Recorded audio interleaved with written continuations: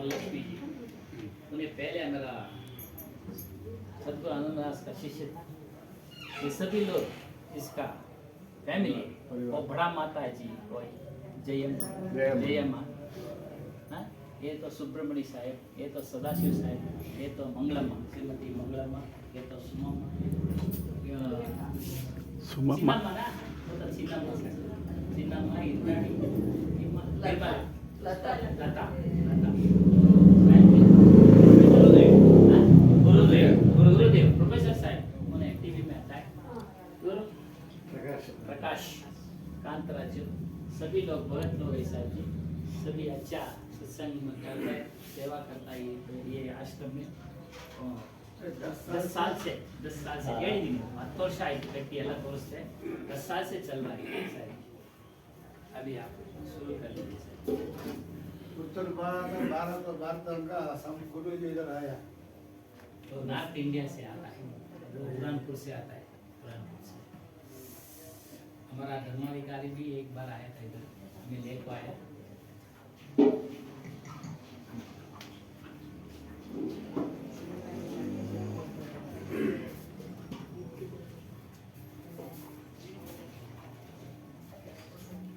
नमो नमो गुरुदेव, नमो कबीर कृपा, नमो शांत शरणागति सकल पाप, अखंड मंडलाकार व्याप्तम येन चराचरम् तत्पदं दर्शितं येन तस्मै श्री गुरुवे दंडवत गोविंद गुरु बंदो अब जन सो पहले भय परिणाम तिन नमो जुआनी।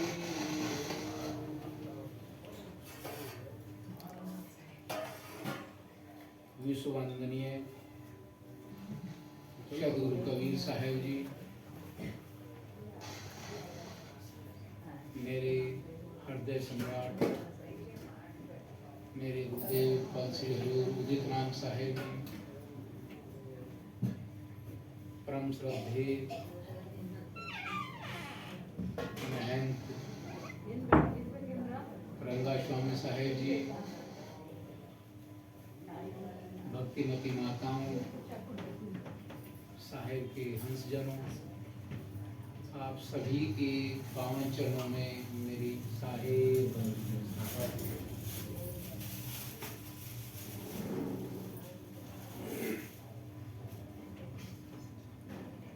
मेरा परिचय आपको महंत साहेब जी ने दिया है। मेरा नाम ओम प्रकाश है, मेरा निवास स्थान दिल्ली है और बेंगलोर भी मैं कुछ समय यहाँ रहा हूँ अपनी सर्विस के दौरान। उसी समय पर कुछ साहेब के यहाँ जनों से मेरा मुलाकात हुआ, संपर्क बना और फिर मैं वापस दिल्ली जाने के बाद भी आता रहा उसी संपर्क के कारण। आवाज आ रही है? ठीक, ये मेरा बहुत बड़ा सौभाग्य है कि आज सबके दर्शन मुझे हो रहे हैं और मुझे अच्छा लग रहा है। मैं संत और महंत नहीं हूँ, ना ही मैं प्रवचन करता हूँ। ये तो महंत साहिब का आदेश है कि जो मैं सिरोधारी है उनका आदेश है, वरना मेरी ऐसी योग्यता नहीं है कि मैं प्रवचन करूँ। लेकिन मुझे ये जानकर और देखकर बहुत ही खुशी हुई है कि सदगुरु कबीर साहेब का प्रादुर्भाव और प्रकट काशी जी के अंदर हुआ और काशी जी से और यहाँ पर करीबन 2000 किलोमीटर के आसपास का डिफरेंस होगा, 1700-1800 का रहा होगा। और इतनी दूर भी साहिब का प्रचार प्रसार है और आप लोगों ने ये बनाए रखा, ये बड़ी खुशी की बात है। वैसे आज के समय पर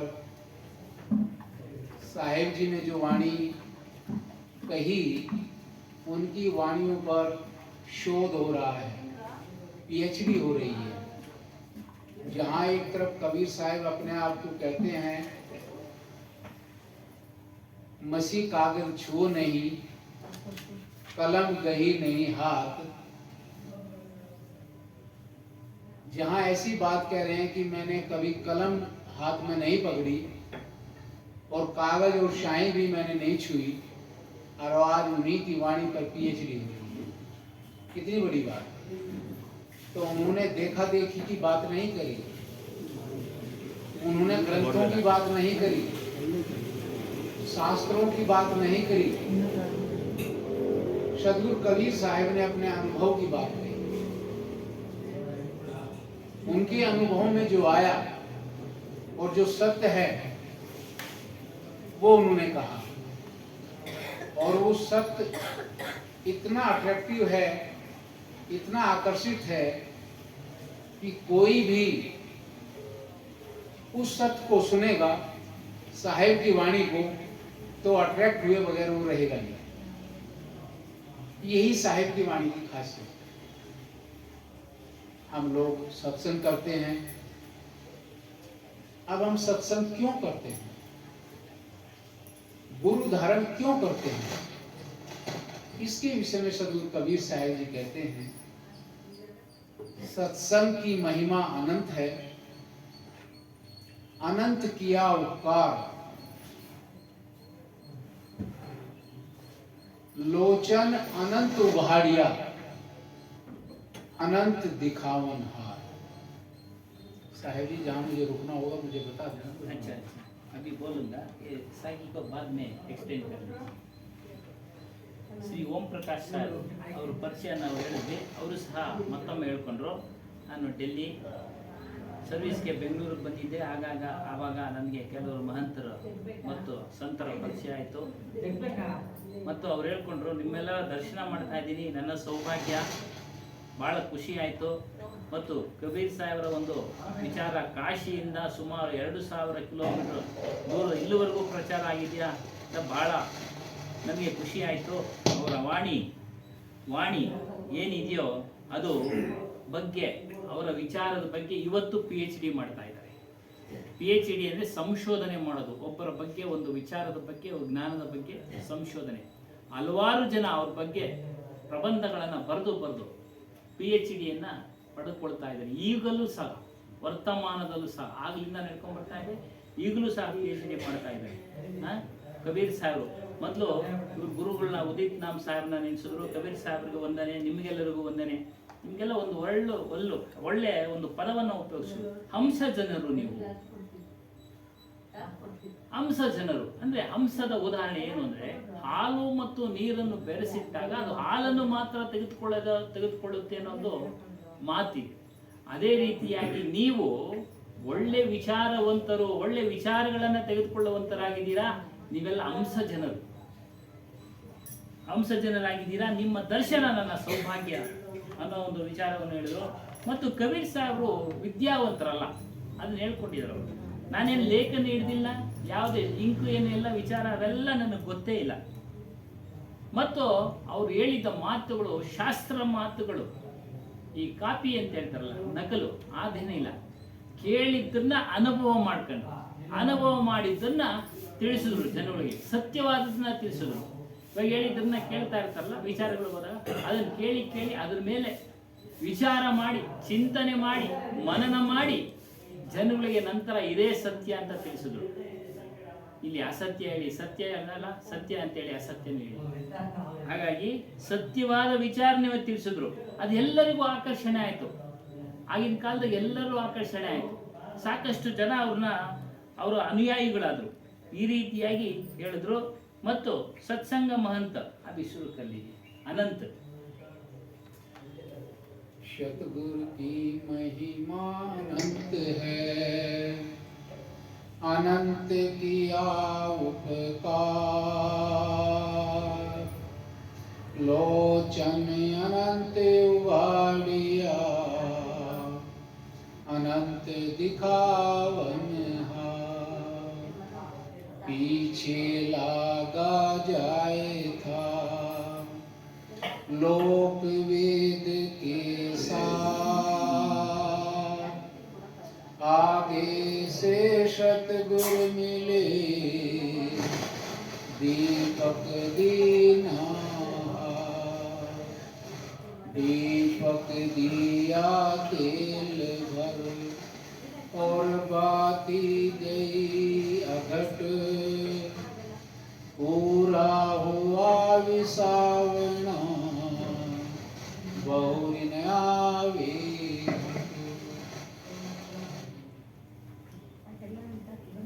सदगुरु कबीर साहब कह रहे हैं, हम लोगों को चेताते हुए कहते हैं, सदगुरु की महिमा अनंत है,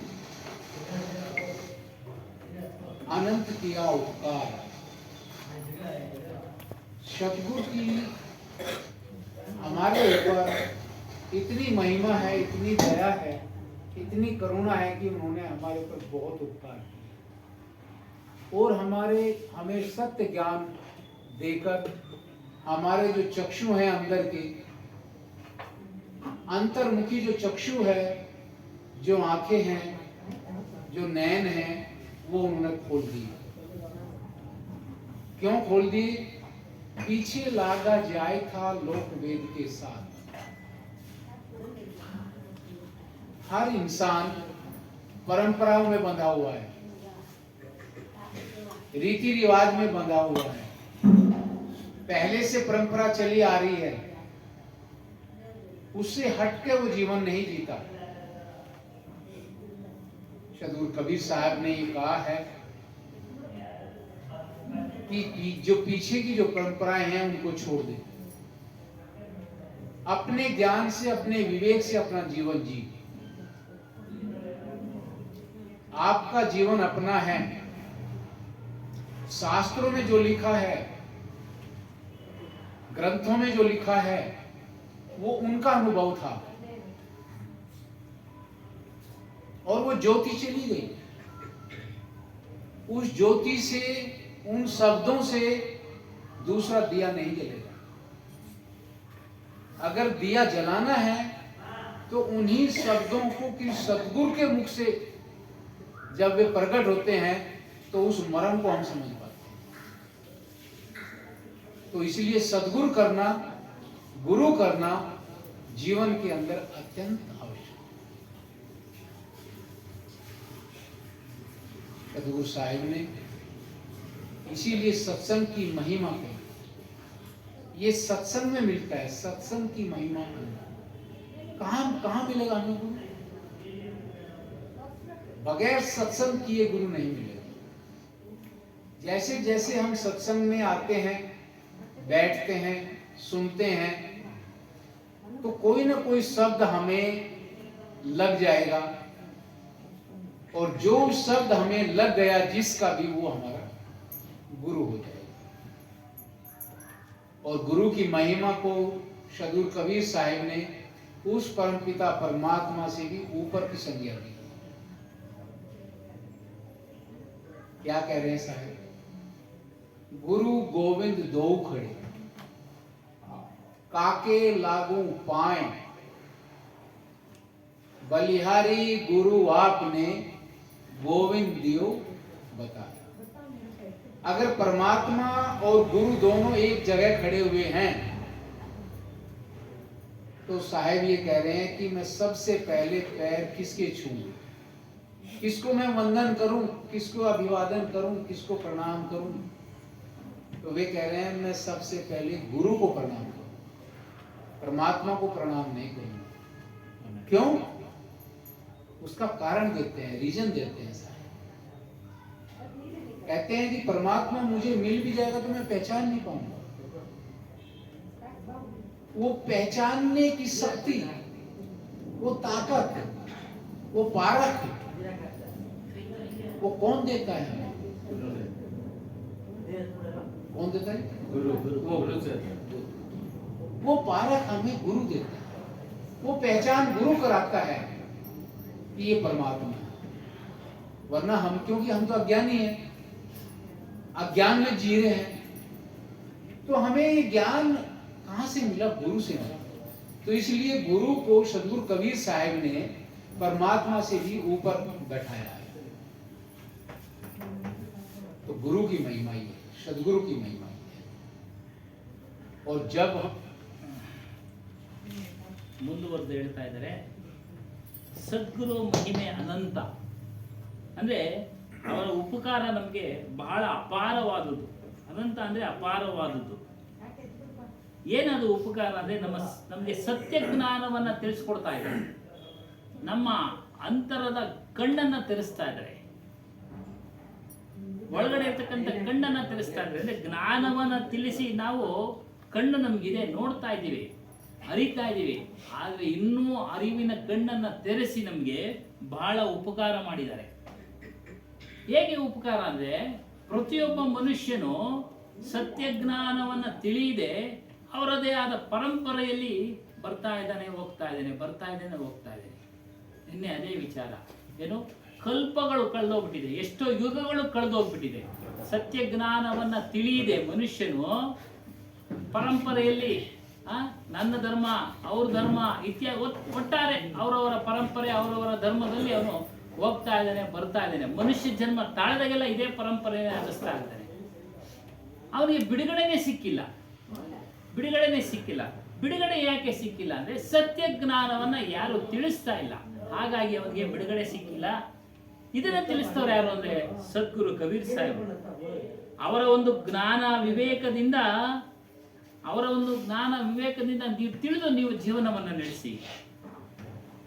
ಗ್ರಂಥಗಳೆಲ್ಲ ಬರೆದಿದ್ದಾರೆ, ಅನೇಕ ಮಹಾತ್ಮರು ಗ್ರಂಥಗಳೆಲ್ಲ ಬರೆದಿದ್ದಾರೆ. ಅವ್ರು ಬರೆದಿರೋದು ಅವರ ಅನುಭವ ಕುರಿತು ಬರೆದಿದ್ದಾರೆ, ಅಭಿಪ್ರಾಯ ಕುರಿತು ಬರೆದಿದ್ದಾರೆ. ಆದರೆ ಅವರು ಇಲ್ಲ. ಅದೇ ರೀತಿಯಾಗಿ ಹೇಳ್ತಾರೆ, ಅವ್ರು ಇದ್ದಿದ್ರೆ ನಮ್ಗೆಲ್ಲರಿಗೂ ತೆರೆಸೋರು, ಏನು ನಮ್ಮ ಕಣ್ಣುಗಳನ್ನ ತೆರೆಸೋರು, ನಮ್ಮ ಜ್ಞಾನದ ಜ್ಯೋತಿಯನ್ನು ಹಚ್ಚೋರು. ಒಂದು ಜ್ಯೋತಿ ಹಚ್ಚಬೇಕಾದ್ರೆ ಬೇರೆ ಒಂದು ದೀಪದ ಸಹಾಯ ಬೇಕೇ ಬೇಕು. ಒಂದು ಮ್ಯಾಚ್ ಬಾಕ್ಸ್ ಆಗಿರಬೇಕು, ಮತ್ತೊಂದು ದೀಪದ ಸಹಾಯ ಬೇಕೇ ಬೇಕು. ಅದೇ ರೀತಿಯಾಗಿ ಈ ಜ್ಞಾನವನ್ನ ತಿಳಿಬೇಕಾದ್ರೆ ನಮ್ಗೆ ಗುರು ಅವಶ್ಯಕ. ಗುರು ಇದ್ರೇನೆ ಜ್ಞಾನವನ್ನ ತಿಳಿಯಕ್ಕೆ ಸಾಧ್ಯ. ಆ ಗುರು ಇಲ್ಲದೆ ನಾವು ಏನನ್ನು ತಿಳಿಯಕ್ಕೆ ಸಾಧ್ಯ ಇಲ್ಲ. ಮತ್ತು ಏನು ಶಬ್ದವನ್ನ ತೆಗೆದುಕೊಳ್ತೀರೋ, ಆ ಗುರು ಹೇಳಿದ್ದನ್ನ ಆ ಶಬ್ದದಲ್ಲಿ ಅರ್ಥವನ್ನ ತಿಳ್ಕೊಂಡು ನೀವು ನಿಮ್ಮ ಜೀವನದಲ್ಲಿ ಅಳವಡಿಸ್ಕೊಂಡ್ರೆ ಬಹಳ ಒಳ್ಳೆಯದಾಗುತ್ತೆ. ಅದಕ್ಕೆ ಅವರು ಗುರುವಿಗೆ ಬಹಳ ಉತ್ತಮವಾದ ಸ್ಥಾನವನ್ನು ಕೊಟ್ಟರು. ಕಬೀರ್ ಸಾಹೇಬರು ಹೇಳ್ತಾರೆ, ಒಂದ್ ಕಡೆ ಗುರು ಮತ್ತು ಗೋವಿಂದ ಒಂದು ಕಡೆ ನಿಂತಾಗ ನಾನು ಯಾರಿಗೆ ಹೊಂದಿಸ್ಬೇಕು? ನಾನು ಗುರುವಿಗೆ ಹೊಂದಿಸ್ತೀನಿ. ಅದೇ ಹೇಳಿ, ನಾನು ಗುರುವಿಗೆ ಹೊಂದಿಸ್ತೀನಿ. ಕಾರಣ ಇಷ್ಟೇ, ಪರಮಾತ್ಮನ ಪರಿಚಯ. ಗೋವಿಂದ ಅಂದ್ರೆ ನಮ್ಮ ಸ್ವರೂಪ. ಪರಮಾತ್ಮನ ಪರಿಚಯ ಮಾಡಿಕೊಟ್ಟವರು ಗುರುಗಳು. ಪರಮಾತ್ಮನ ಪರಿಚಯ ಇಲ್ಲ, ನಮಗೆ ಸರಿಯಾದ ಪರಿಚಯ ಇಲ್ಲ. ಹೊರಗಡೆ ಪರಮಾತ್ಮನೆಲ್ಲ ಹುಡುಕ್ತಾ ಇರಲ್ಲ, ಆ ಥರ ಅಲ್ಲ. ಅಂತರದಲ್ಲಿರುವ ನಿಮ್ಮಲ್ಲೇ ಇರುವ ಪರಮಾತ್ಮನ ಪರಿಚಯ ಮಾಡ್ಕೊಳ್ಳೋನು ಗುರು. ಅದರಿಂದ ಆ ಗುರುಗೆ ನಾನು ಹೊಂದಿಸ್ತೀನಿ. ಅದಕ್ಕೆ ಗುರು ಮಹಿಮೆ, ಅದಕ್ಕೆ ಹೇಳಿದರೆ ಗುರು ಮಹಿಮೆ ಅಪಾರವಾದದ್ದು. ಗುರುವಿಗೆ ಶ್ರೇಷ್ಠವಾದ ಸ್ಥಾನವನ್ನು ಕೊಟ್ಟಿದ್ದಾರೆ ಕಬೀರ್ ಸಾಹೇಬ್. ಗುರುವಿಗೆ ಶ್ರೇಷ್ಠವಾದ ಸ್ಥಾನವನ್ನು ಕೊಟ್ಟಿದ್ದಾರೆ. ಆಯಿए सर, इसलिए सत्संग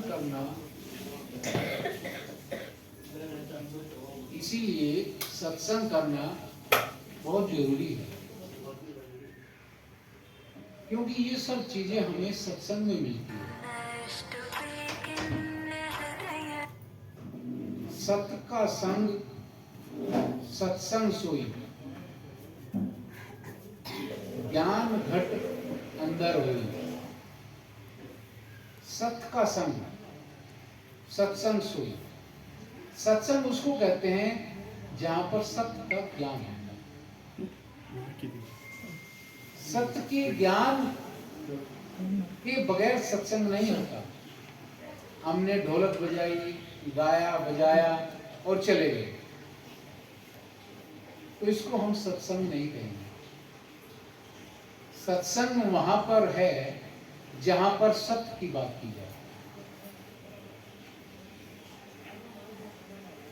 सत्संग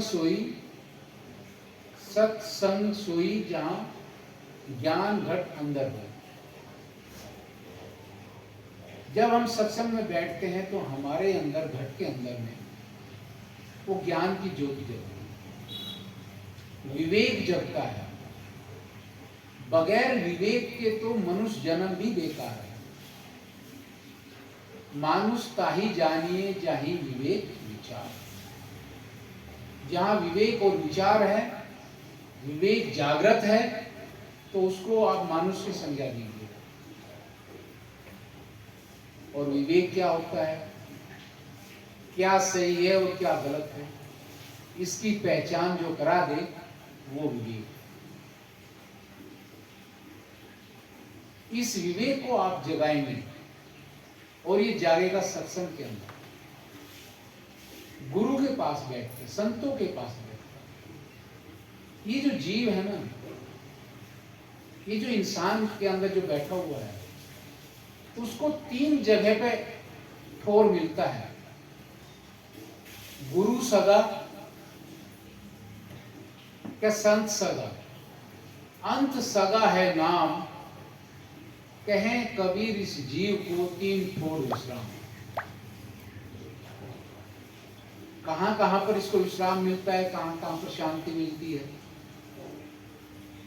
सबसे पहले आप संत की शरण में जाते हैं। संत के पास जाएंगे तो आपको वहां अच्छी बातें सुनने को मिलेगी। दुनियादारी का जो प्रपंच है उससे कुछ टाइम के लिए दूर हो जाएंगे, और जैसे ही दुनियादारी के प्रपंच से दूर होंगे तो मन में शांति आती है। और ये कहाँ मिलती है, संतों के पास। लेकिन हम सोचता है जो ढोल बजाता ना, गाना सुनाता ना, वही गुरु में रहता, वही सत्संग है, वही इससे भी अच्छा पता करना लोग गलत है। ये हम ऐसा सोचते हैं हाँ। कि जहाँ पर ढोल बजता है, म्यूजिक बजता है, वही सत्संग होता है। लेकिन वो मन का विलास है। मन वहां पर खुश रहता है। सत्संग है आत्मा का आहार। हमारे शरीर का आहार क्या है, खाद्य पदार्थ। आज अभी माता जी ने हमें खिलाया था, जो भी खाना खिलाया अभी बूटा, वो हमारे शरीर का आहार है। मन का आहार क्या है, भोग विलास। जितने भी भोग विलास है वो सब मन के आहार है। और आत्मा का आहार, आत्मा का ऊटा क्या है, सत्संग। आत्मा का है सत्संग। ढोल, मंजीरा और म्यूजिक जहां बजता है वो सत्संग नहीं, वो आत्मा से संबंधित नहीं। हाँ, हम लोग क्या करते हैं, आप मन खुशी हुआ है तो आत्मा को छोड़ डालता, क्या फायदा। मन पसंद हुआ है तो मगर दिन भर में आराम खुशी रहता, सो जाता, आराम से रहता। फिर इसको चीज ढूंढने का क्या जरूरत है, हम लोग सोचता। आत्मा का ढूंढने का जरूरत भी नहीं सोचता। मन जो है, मन कहाँ खुश होता है, मन हमेशा वहां खुश होता है क्योंकि उसका जड़ अभ्यास है, पहले से करता हुआ आ रहा है। वो एक चोर है, उसको चोरी करने में बड़ा आनंद आता है। एक वैश्यनी आदमी है, उसको लत लगी दारू पीने की, उसका मन बड़ा खुश हो जाता है जब उसको दारू मिल जाती है। हो जाता है ना, हो जाता है, हाँ? जुआ खेलने वाला है, कुछ उपद्रव करने वाले हैं, तो उनका मन बड़ा खुश हो जाता है। लेकिन एक साधु का, एक संत का मन उन चीजों से कभी खुश नहीं हुआ। अगर ये चीजें खुशी देती हो तो वो संत को भी देगी, लेकिन नहीं देती ना, तो वो असत्य है। वहां पर जो मन खुश होता है ना, वो असत्य है, नित्य है। नित्य नहीं है, अनित्य है, शाश्वत नहीं है। तो ये ही विवेक जागृत करना हमें। क्या गलत है, क्या सही है, क्या अच्छा है, क्या बुरा है, ये विवेक हमें अपने अंदर जागृत करना है। और जिस दिन ये विवेक जागृत हो जाएगा तो आपको ये दुनिया के जितने प्रपंच है ये सब आपको फीके लगने लगे। गुरु जी, आदमी को कब आता नित्य अनित्य, गलत नहीं गलत, तो आदमी को कब आने का है? तो एक भगवान का कृपा से आता है, नहीं तो उसका पिछले क्या क्या बोलता है हम लोग, उनको कर्म के फल के आता है। भगवान की कृपा कब मिलती है? भगवान की कृपा तब मिलती है जब उसके कर्म अच्छे होते हैं। उसके अच्छे कर्म ही नहीं है किसी के, और वो कहे कि मुझे भगवान की कृपा मिल जाए। बच्चा पढ़ने के लिए गया है लेकिन वो पढ़ता तो है नहीं, तो उसे टीचर की कृपा कब मिलेगी? एग्जामिनर की कृपा कब मिलेगी? उसके अच्छे नंबर कब मिलेंगे? जब उसने अच्छा एग्जाम दिया हो, अच्छा एग्जाम रिटन किया हुआ, लिखा होगा, तभी मिलेगी ना कृपा। एग्जामिनर की कृपा कब मिलेगी? या नहीं? जब उसने अच्छे से एग्जाम लिखा हो, पेपर अच्छे से किया हो, पेपर सारा सोल्व किया हो, तो एग्जामिनर की कृपा उसको अच्छे मार्क्स में मिल जाए। तो इसी तरह से परमात्मा भी उसी के ऊपर कृपा करता है जिसके अंदर सदकर्म। और जब वो सदकर्म करता है तो परमात्मा की तरफ वो एक कदम चलता है तो परमात्मा 10 कदम चलता है। हमने पेड़ बोया बबूल का, आम कहां से हुए? हमने अगर बबूल का पेड़ बोया जिसमें कांटे लगे हुए हो तो उसमें आम कहां से आ जाएंगे? आम तो नहीं आएंगे। तो कृपा तभी आएगी मिठास की जब हम आम का पेड़ लगाएंगे।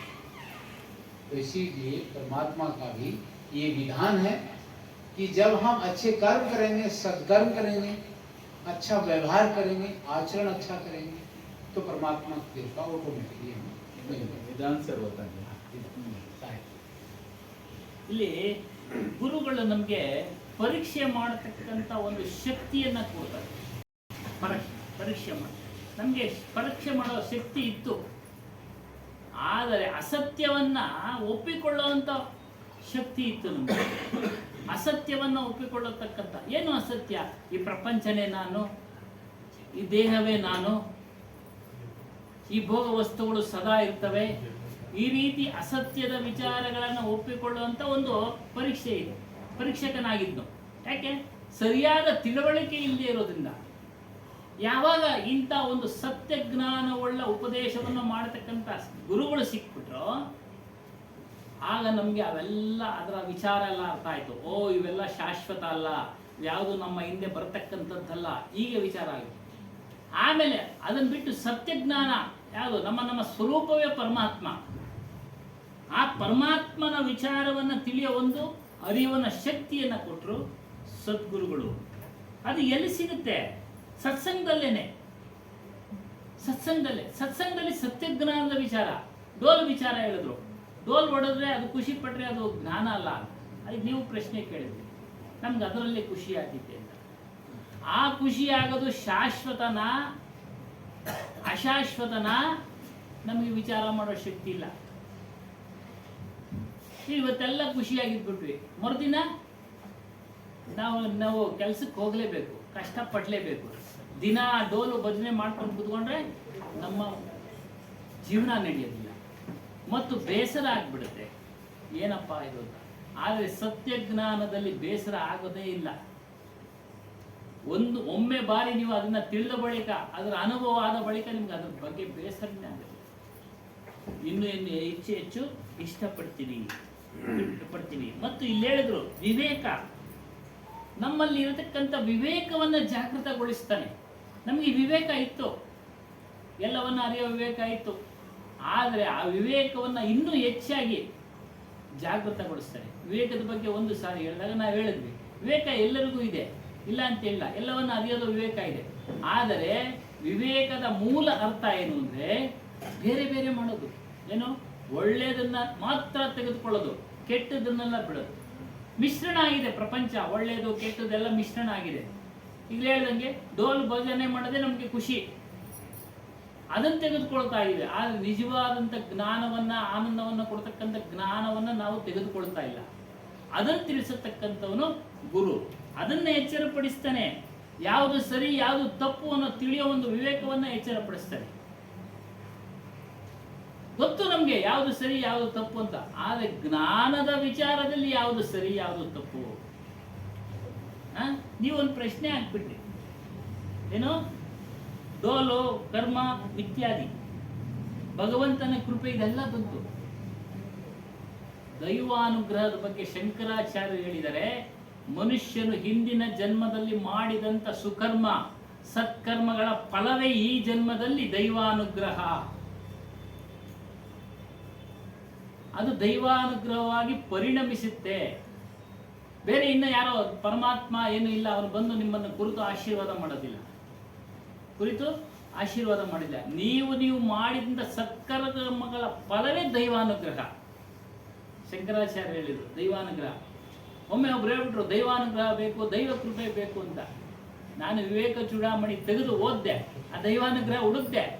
ಅವಾಗ ಹೇಳಿದೆ, ನೋಡಿ ಸ್ವಾಮಿ, ದೈವಾನುಗ್ರಹ ಅಂದ್ರೆ ಏನು ಅರ್ಥ ಅಂದ್ರೆ, ನಾವು ಮಾಡಿದಂಥ ಸತ್ಕರ್ಮಗಳ ಫಲವೇ ಈಗಿನ ಒಂದು ಜನ್ಮದಲ್ಲಿ ದೈವಾನುಗ್ರಹ. ದೈವಾನುಗ್ರಹ ಇದೊಂದು ಪದ ಹೇಳಿದ್ರು. ನಾವು ಭಗವಂತನ ಕಡೆಗೆ ಒಂದು ಹೆಜ್ಜೆ ಇಟ್ಟರೆ ಅವನು 10 ಹೆಜ್ಜೆ ನಮ್ಮ ಮುಂದೆ ಇಡ್ತಾನೆ ಅಂತ. ಅದರ ಅರ್ಥ ಏನು ಅಂತಂದ್ರೆ, ನಾವು ಯಾವಾಗ ಸತ್ಸಂಗ ಕೇಳೋದಕ್ಕೆ ಒಂದು ಹೆಜ್ಜೆ ಮುಂದೆ ಇಡ್ತೀವೋ, ಆ ಪರಮಾತ್ಮ ಸ್ವರೂಪಿಯಾದ ಗುರು ನಮಗೆ 10 ಹೆಜ್ಜೆ ಮುಂದೆ ಬಂದು ವಿಚಾರವನ್ನು ತಿಳಿಸಕ್ಕೆ ಅವನು ಇರ್ತಾನೆ, ರೆಡಿಯಾಗಿರ್ತಾನೆ. ಅದು ಈ ರೀತಿಯಾದ ವಿಚಾರಗಳು ಯಾರಿಂದ ಬರ್ತವೆ? ಗುರುಗಳಿಂದ ಬರ್ತವೆ. ಮತ್ತೆ ಹೇಳಿದ್ರು ಡೋಲಿನ ವಿಚಾರದಲ್ಲಿ, ಕಳ್ಳನಿಗೆ ಕಳ್ಳತನ ಮಾಡೋದೇ ಅವನಿಗೆ ಖುಷಿ, ಜೀವನ ಮಾಡಬೇಕು. ಅದೇ ರೀತಿ ಡೋಲ್ ಹೊಡೆಯೋನಿಗೆ ಡೋಲ್ ಹೊಡೆದೇ ಜೀವನ ಮಾಡಬೇಕು. ಡೋಲ್ ಹೊಡೆಯೋದನ್ನು ಕೇಳಿ ಕುಣಿಯೊಂದು ಜೋಬೆಲ್ಲ ಖಾಲಿ ಆಗ್ತಾ ಇರ್ತೀವಿ ಅಲ್ಲ ಸೊನ್ನೆ? ಕೇಳ್ತಾ ಇದ್ರೆ ಪ್ರತಿದಿನ ಅದೇ ಕೇಳ್ತಾ ಇದ್ರೆ ಜೇಬೆಲ್ಲ ಖಾಲಿ ಆಗ್ತದೆ. ಅದು ಬೇಕು. ಯಾವುದೋ ಒಂದು ಸಮಯದಲ್ಲಿ, ಮದುವೆ ಸಮಾರಂಭದಲ್ಲಿ ಎಲ್ಲ ಇರ್ತವೆ, ಅವಾಗ ಖುಷಿ ಪಡಿ. ಸರಿಗಮ ಪದನಿಸ ಬರುತ್ತೆ, ನಾನು ನೋಡ್ತೀನಿ. ಒಳ್ಳೊಳ್ಳೆ ಹಾಡುಗಳು ಕೇಳಿ ಸಂತೋಷ ಪಡಿ. ಆದರೆ ಅದು ಶಾಶ್ವತವಲ್ಲ, ಆ ಸಮಯಕ್ಕೆ ಅದು ಸೀಮಿತ ಅಷ್ಟೇ. ಅಲ್ಲೇನಮ್ಮ? ಪೂರ್ಣಾವಧಿ ಅಲ್ಲ, ಆ ಸಮಯಕ್ಕೆ ಅದು ಸೀಮಿತ. ಅದರಲ್ಲೂ ಒಂದೊಂದು ಒಳ್ಳೆ ವಿಚಾರಗಳನ್ನ ಬರ್ತಾ ಇರ್ತವೆ. ನಿನ್ನ ನೀನು ಮರೆತರೇನು ಸುಖವಿದೆ. ನೋಡಿ, ಅದರಲ್ಲಿ ನಿನ್ನ ನೀನು ಮರೆತರೇನು ಸುಖವಿದೆ. ಅದೇನಮ್ಮ? ಈ ರೀತಿಯ ಒಳ್ಳೊಳ್ಳೆ ವಿಚಾರಗಳು ಬರ್ತಾ ಇರುತ್ತೆ. ನಮ್ಗೆ ಅದ್ರ ಕಡೆ ಗಮನ. ಹಾಡುಗಳು ಕೇಳ್ತಾ ಇದ್ರು ಕೂಡ ನಮ್ಗೆ ಆ ವಿಚಾರಗಳು ತಕ್ಷಣ ಕ್ಯಾಚ್ ಮಾಡ್ತೀವಿ ನಾವು. ಆ ಕ್ಯಾಚ್ ಮಾಡೋ ಶಕ್ತಿ, ಗ್ರಹಿಸೋ ಶಕ್ತಿ ಯಾರು ಕೊಡ್ತಾನೆ? ಗುರು. ಅದಕ್ಕೆ ಗುರುನ್ ಮಾಡಬೇಕು. ಅದಕ್ಕೆ ಗುರು ಮಹಿಮೆ ಅಪಾರ ಅಂತ ಹೇಳಿದ್ರು. ಹಿಂದಿನ ಜನ್ಮದಲ್ಲಿ ಮಾಡಿದಂಥ ಸುಕೃತ ಫಲದಿಂದ ಈ ಜನ್ಮದಲ್ಲಿ ಇಲ್ಲಿ ಬಂದು ಕುಂತಿದ್ದೀರಾ. ಇಲ್ಲ ನೀವು ಇಲ್ಲಿ ಬರೋಕೆ ಆಗ್ತಾ ಇರಲಿಲ್ಲ.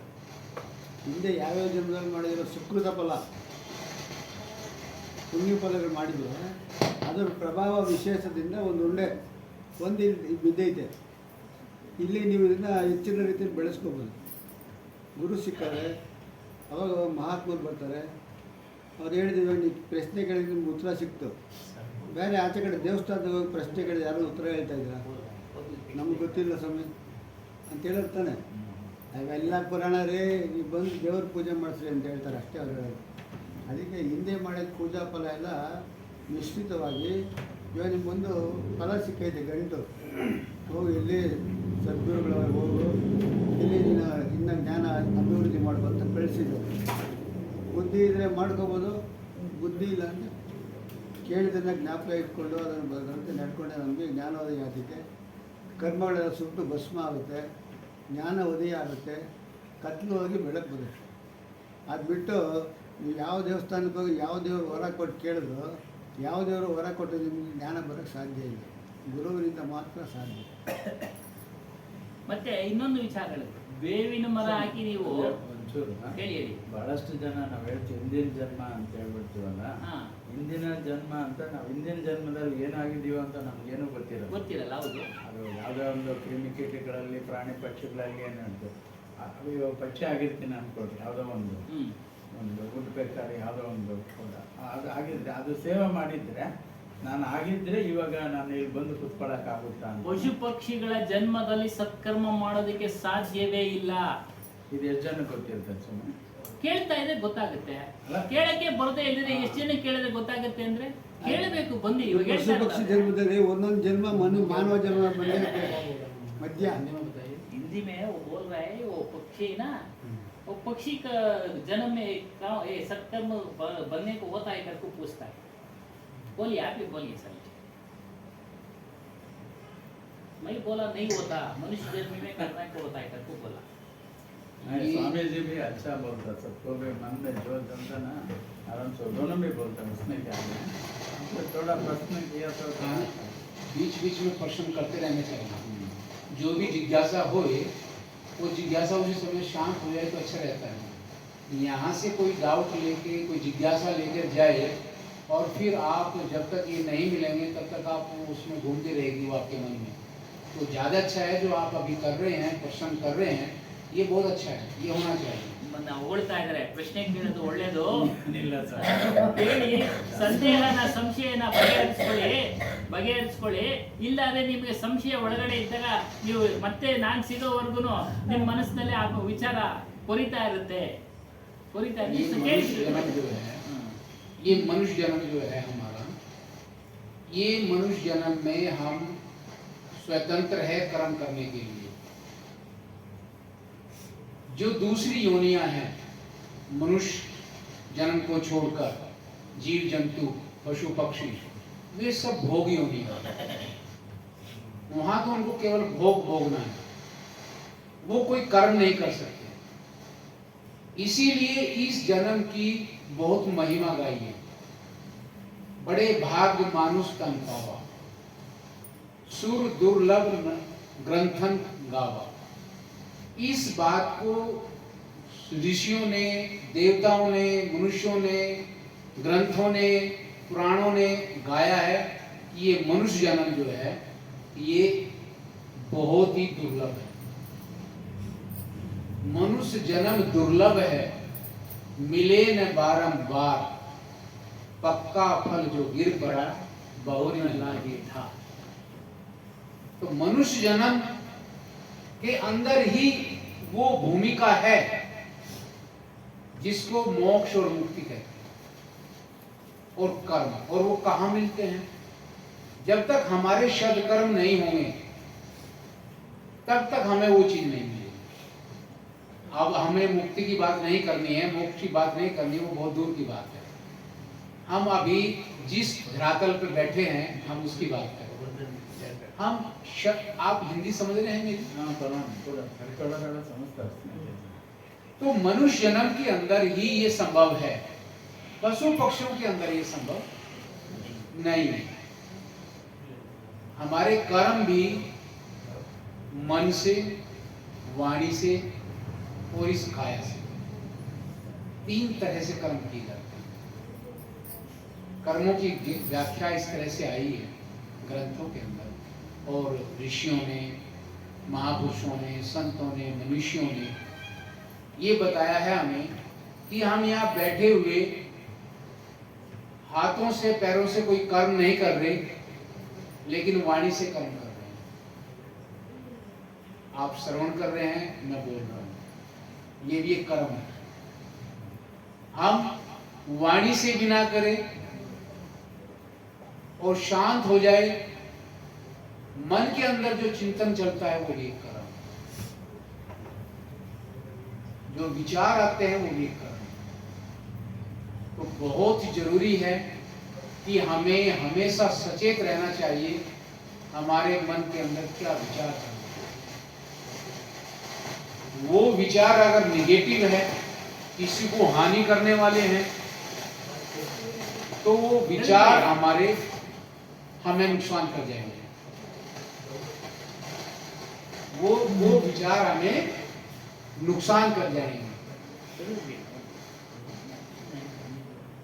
हमारा सदकर्म नहीं बनेगा और बुरे कर्म हमारे खाते में लिखे जाएंगे। तो बहुत जरूरी है कि ये जरूरी नहीं कि हमने हाथों से किसी को मार दिया वही कर्म हुआ, हमने किसी को गाली दे दी वो भी कर्म हुआ, वाणी से हिंसा हो गई तो उससे भी हमें बचना है। खाली हम बैठे हुए हैं, खाली बैठे हुए भी हम चिंतन कर रहे हैं, किसी का अहित कर रहे हैं, खाली बैठे हुए, वो भी कर्म है। भगवान महावीर का नाम सुना आपने? सुना? जैन धर्म सुना?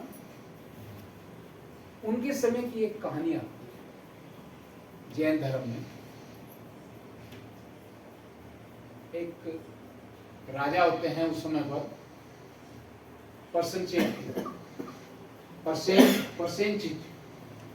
परसेंचित राजा होते हैं। उनको किसी कारणवश एक श्राप मिल गया नरक गमन का, कि तुम नरक में जाओगे। नरक गमन का उनको श्राप मिल गया तो वो भगवान महावीर स्वामी के पास आए। उन्होंने कहा, स्वामी इसका कोई उपाय? तो उन्होंने कहा कि हाँ, उपाय तो हो सकता है, और जो मुख से निकली है बात ये हो सत्य तो होएगी, लेकिन इसका एक उपाय हो सकता है। कि क्या उपाय है? उन्होंने कहा, आपके दरबार के, आपके राज्य में काल सोनिक एक कसाई है। कसाई समझते हैं? जो वध करता है, पशुओं का वध करता है, जीव हत्या करता है। आप उसको कहो कि वो एक दिन के लिए जीव हत्या रोक दे। अगर वो एक दिन के लिए जीव हत्या रोक दे तो आपका जो नरक गमन है वो रुक जाएगा। उन्होंने उसका उपाय बताया। राजा प्रसेनजीत ने कहा, ये तो कोई बड़ी बात नहीं है, मेरे राज्य की बात है, मैं कहूंगा उसको वो मान जाएंगे, आप कोशिश कीजिए। वो आए और उन्होंने कालसोलिक को बुलाया। उन्होंने दरबार में बुलाया और कहा कि तू एक दिन की जीव हत्या मत। लेकिन कसाई ने बोला कि मेरी कुल की परंपरा है महाराज, ये मेरे कुल की परंपरा है और मैं अपने कुल के विपरीत कैसे चला जाऊं? मैं नहीं रोक सकता। राजा ने कहा, अरे हम तुझे आदेश दे रहे हैं तो हमारा आदेश भी नहीं मानता? कहता है, नहीं मान रहा है, मेरे कुल की परंपरा है, मेरे बड़ों ने एक काम किया है, मैं नहीं रोक पाऊंगा, मुझे करना होगा। दरबारियों से सलाह के दरबारियों ने कहा, महाराज इसको एक दिन के लिए जेल में डाल दो।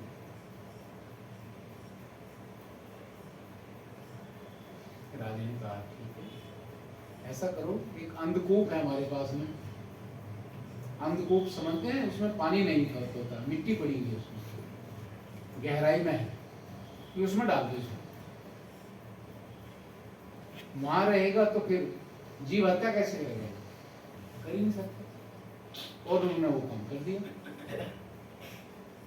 उसको कूप में डाल दिया। कूप में डालने के बाद अगले दिन राजा महावीर स्वामी के पास गए और उन्होंने कहा, निवेदन किया कि भगवान, हमने कसाई को कूप में डाल दिया और आज जीव हत्या नहीं हुई, तो मुझे जो नरक गमन का अभिशाप मिला है, क्या मैं छूट जाऊंगा उससे? भगवान महावीर ने कहा, नहीं छूट सकता। वो क्यों? कि वो इसलिए कि वो कसाई मान नहीं रहा, आपकी बात सुनी नहीं, सुनी, वो जीव हत्या कर रहा है। तो महाराज वो तो कुएं में है, अंधकूप में पड़ा हुआ है, बंद किया हुआ है। कि आप जाकर उससे बात कर लो, पूछो। राजा को बड़ा आश्चर्य हुआ, आपको भी आश्चर्य हुआ, ये कैसे हुआ? तो राजा आए और उन्हें दरबारियों को बुलाया और उन्होंने कहा कि उस पर पहरा लगा दो, कोई जीव उधर ना जाए। तो जीव नहीं गया, रात भर हो गया, अगले दिन उसको निकाल दिया वहां से, एक दिन के लिए था। उसको निकाला तो महावीर स्वामी के शब्द उनके कान में गूंज रहे कि उन्होंने तो कहा है कि वो तो माना ही नहीं है, वो तो जीव हत्या कर रहा है। उन्होंने उससे पूछा काल सौनिक से कि तुम वहां पे कूप में क्या कर रहे थे? कहता महाराज मेरे कुल की परंपरा है, जो मेरे कुल की परंपरा थी मैं वही कर रहा था। कि वहां तो कोई जीव नहीं था। कहता भले ही जीव ना हो, मैं मिट्टी से भैंसे बना रहा था और उसको तलवार से काट रहा था। हाथ की तलवार बनाई और मिट्टी से जीव बना दिया, भैंसा बना दिया, है ना, समझे ना, है ना, वो बना के गया फिर हाथ ऐसे। तो ये भी उसका कर्म है, वो रुका नहीं, मन से वो कर्म कर रहा था। तो कर्मों की जो श्रृंखला है ये बहुत अजीब है, बहुत देर में समझ आएगी। और ये कब समझ आएगी? जब कोई गुरु हमें समझा, गुरु के सानिध्य में हम बैठे, गुरु हमें समझा दे कि कर्मों की श्रृंखला क्या होती है, तो हमारी समझ आए, वरना हमारी समझ नहीं आए। महाभारत का एक उदाहरण है, देखते नहीं? बोलेंगे सर। बोलो। ಬೇವಿನ ಮರ ಹಾಕ್ಬಿಟ್ಟು ನಾವು ಮಾವಿನ ಹಣ್ಣನ್ನು ಕೇಳಿದ್ರೆ ಮಾವಿನ ಹಣ್ಣು ಕೊಡೋದಿಲ್ಲ. ನಮಗೆ ಮಾವಿನ ಹಣ್ಣು ಬೇಕಾದರೆ ಮಾವಿನ ಹಣ್ಣನ್ನ ಮರನೇ ನೆಡಬೇಕು, ಬಳ್ಳಿನೇ ನೆಡಬೇಕು. ಮತ್ತು ಮನುಷ್ಯ ಕರ್ಮ ಮಾಡೋದಲ್ಲಿ ಸ್ವತಂತ್ರನು. ಆದರೆ ಬೇರೆ ಜನ್ಮಗಳು ಆಗಲೇ ಹೇಳಿದಂಗೆ ಕರ್ಮ ಮಾಡಲಿಕ್ಕೆ ಆಗೋದಿಲ್ಲ, ಕೆಲಸ ಕಾರ್ಯಗಳನ್ನು ಮಾಡೋದಕ್ಕೆ ಆಗೋದಿಲ್ಲ. ಏನಿದ್ರು ಅವು ಭೋಗಿ ಜೀವಿಗಳು, ಭೋಗ ಜೀವಿಗಳು. ಆಹಾರ, ನಿದ್ರಾ, ಮೈಥುನ, ಭಯ ಇಷ್ಟೇ, ಅವು ಬೇರೆ ಕರ್ಮಗಳನ್ನು ಮಾಡೋಕ್ಕಾಗೋದಿಲ್ಲ. ಹಾಗಾಗಿನೇ ಕರ್ಮಗಳನ್ನು ಮಾಡೋದಕ್ಕೆ ಮನುಷ್ಯ ಜನ್ಮನೇ ಬೇಕು, ಬೇರೆ ಜನ್ಮಗಳಿಂದ ಸಾಧ್ಯ ಇಲ್ಲ. ಮನುಷ್ಯ ಜನ್ಮ ಬಹಳ ಶ್ರೇಷ್ಠ, ಬಹಳ ಶ್ರೇಷ್ಠ. ಅದಕ್ಕೆ ಹೇಳ್ತಾರೆ ಮಾನುಷ್ಯ ಜನ್ಮ ದುರ್ಲಭ ಬಹುನ ದೂಜೀವ ಪಕ್ಕಾ ಪಲ್ಜೋ ಗಿರ್ಪಡ ಬಹುನ ಲಾಗೇಟ.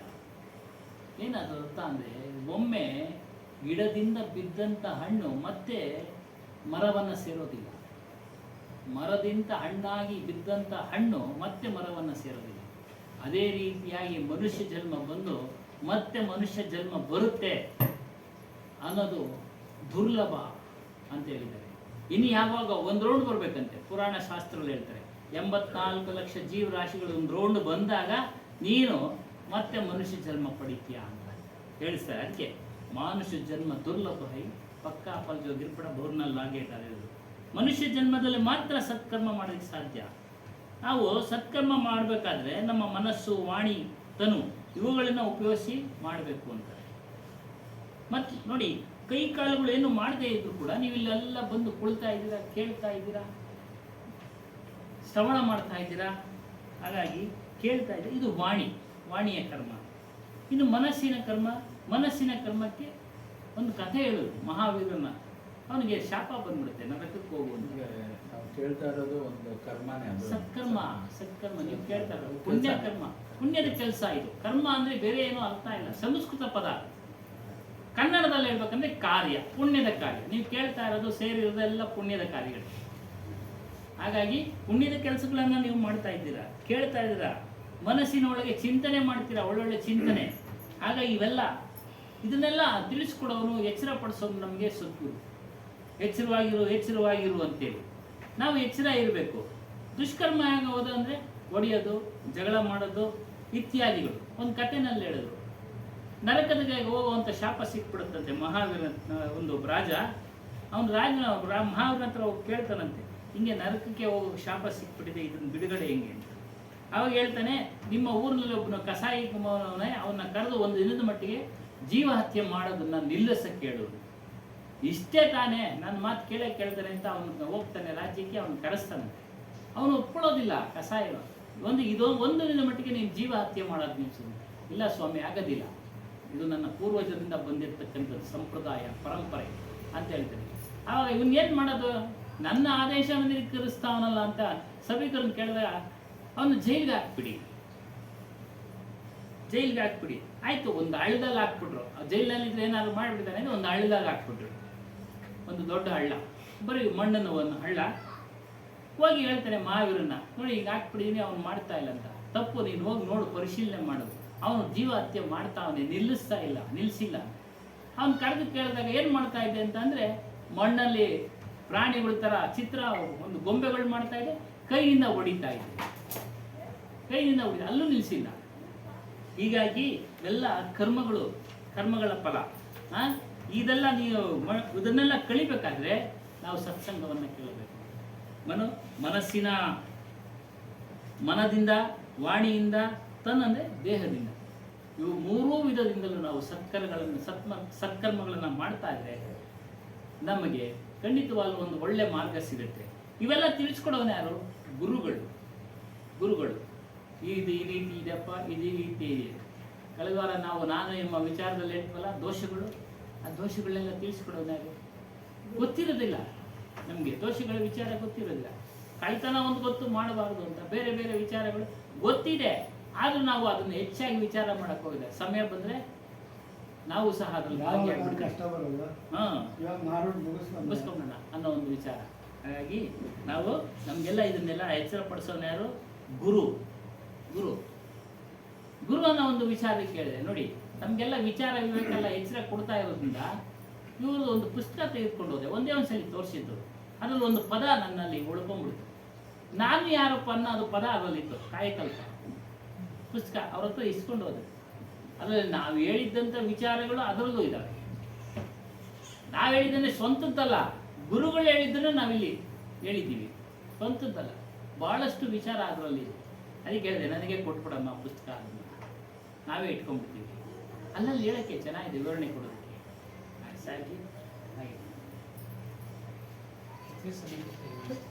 ಹಾಗೆ 6:10 को स्टार्ट कर लीजिए, 6:10 o'clock स्टार्ट कर लीजिए, 6 past 6:10 6 बजे 10 मिनट।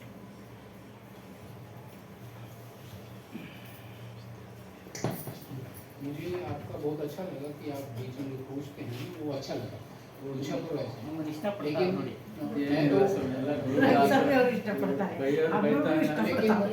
लेकिन मैं तो आप जैसा ही हूँ, मैं आप जैसा ही हूँ, ग्रस्त हूँ मैं भी आप जैसा ही हूँ। लेकिन कोई संत महात्मा बैठे हो ना, तो तब आप एक कलम और पेन लेकर और जो भी डाउट है वो लिखते जाइएगा। जब उनका प्रवचन हो जाए ना तब पूछेगा, बीच में पूछेंगे तो हो सकता है कि उनको बुरा लगे, है ना। ಹೇಳಿದ ಅರ್ಥ ಮಾಡ್ಕೊಂಡು मेरे साथ तो आप कीजिएगा, कोई बात नहीं। ಆದ್ರೆ ಮರ್ತೋಗ್ತಿರಲ್ಲ, ಅದಕ್ಕೆ ಅವ್ರು ಹೇಳಿದ್ರು, ಒಂದು ಪೆನ್ನು ಪುಸ್ತಕ ಇಟ್ಕೊಳ್ಳಿ, ಒಂದು ಪೆನ್ನು ಪುಸ್ತಕ ಇಟ್ಕೊಳ್ಳಿ, ನೋಟ್ ಮಾಡ್ಕೊಳ್ಳಿ, ಸಂದೇಹನ ಕೊನೆಗೆ ಕೇಳಿ, ಕೊನೆಯಲ್ಲಿ ಕೇಳಿ. अभी आप कह रहे थे कि परमात्मा की जो कृपा है, तो परमात्मा की कृपा एकदम नहीं बरसती है, उसका कोई ना कोई कारण होता है। बगैर कारण के आप भी यहाँ सत्संग में आए हैं ना, तो आप भी सदकर्म लिए हुए हैं, तभी सत्संग में आए हैं। अगर सदकर्म नहीं है तो सत्संग में बैठ नहीं सकते, उसके पास से निकल जाएंगे। जहाँ पे कथा होगी, राम कथा, वहां से निकल जाएंगे, नहीं बैठेंगे वहां पर। वो सदकर्म होंगे जो बैठे उनके साथ। अदरवाइज एक बार भगवान बुद्ध के जीवन का एक दृष्टांत है। भगवान के बुद्ध के समय में एक, जब उनके प्रवचन हो रहे थे तो कोई आया और आके वो बैठा, नमन किया पहले और फिर बैठा। और जब प्रवचन समाप्त हो गया, सब लोग उठ के चले गए, तो तब उसने जाके भगवान बुद्ध को बोला, बनते भगवान, मैंने कभी ऐसा कर्म नहीं किया और कभी ऐसी इच्छा नहीं हुई कि मैं आपका प्रवचन सुनूं, आपके पास आऊं, आपकी चरण वंदना करूं। मैंने तो कभी ऐसी इच्छा ही नहीं की। मैं समझ नहीं रहा कि आज मैं आपके पास कैसे आ गया। मेरा स्वभाव नहीं है ऐसा संत महात्माओं के पास जाने का भी। वो कालातीत थे। भगवान बुद्ध तीनों काल की बात जानते थे। उन्होंने थोड़ी देर के लिए आंखें बंद की और वे उस अवस्था में गए और जाकर उन्होंने फिर वो चीज़ देखी और उन्हें बोला कि देखो ऐसा है, तुमने इस जीवन में कोई ऐसा कर्म नहीं किया कि तुम संतों का प्रवचन सुनो या उनके पास जाओ, सत्संग का सानिध्य करो, तुमने नहीं किया। लेकिन पूर्व जन्म का एक कर्म था जो तुम्हें यहाँ तक खींच लाया, पास्ट का। कहता है क्या है भगवान,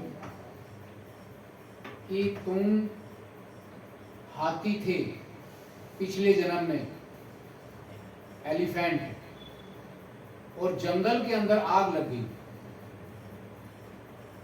जब वो जंगल में आग लगी तो सब पशु पक्षी भाग गए जंगल से बाहर निकलने के लिए। तुम भी भागे। अब तुम्हारा भारी शरीर,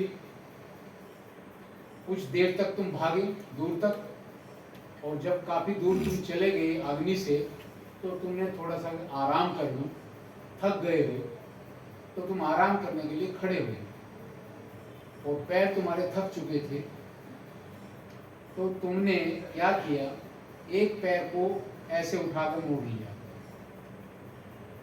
थोड़ा सा आराम, किसको आराम दे दूं।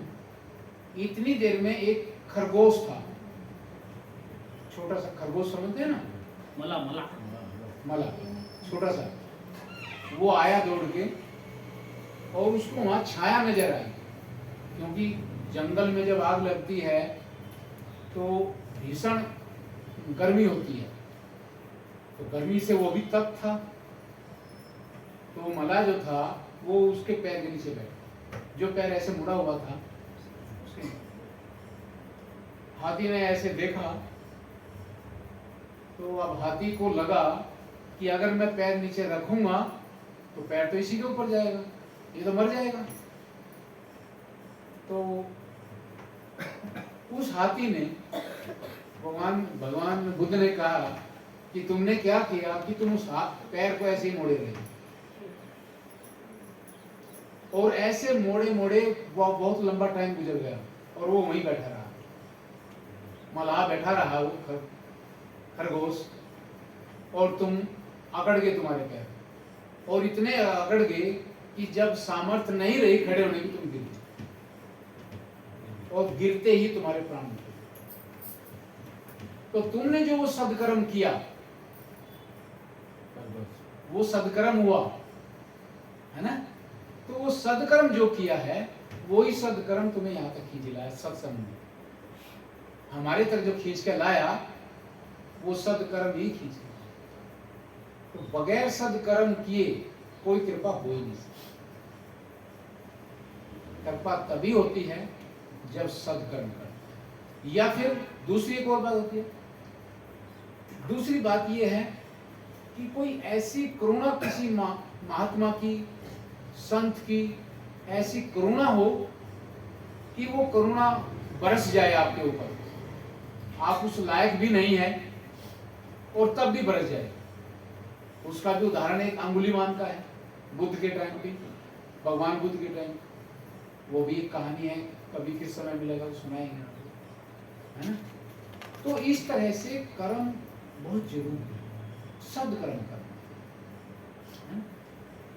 और साहेब अगर समय हो गया हो तो एक साहेब का एक पद, एक भजन है, हाँ पहले भी उनका एक्सपीरियंस। ನೀವು ಸತ್ಕರ್ಮ ಮಾಡಿರೋದ್ರಿಂದಲೇ ಇಲ್ಲಿ ಬಂದು ಕುಳಿತಿದ್ದಕ್ಕೆ ಸಾಧ್ಯವಾಗಿದೆ, ಇಲ್ಲದೆ ಇದ್ರೆ ಎಲ್ಲ ಸಾಧ್ಯ ಆಗ್ತಾ ಇದೆ. ಎಷ್ಟು ಜನ ಇದ್ದಾರೆ ದೊಡ್ಡಬಳ್ಳಾಪುರದಲ್ಲಿ? ಪ್ರತಿ ವಾರ ನಡೆಯುತ್ತೆ, ಬರೀ ನಾವೇ ಸೇರ್ತಾ ಇದ್ದೀವಿ, ಹೊಸಬ್ರು ಯಾರು ಬರ್ತಾ ಇಲ್ಲ.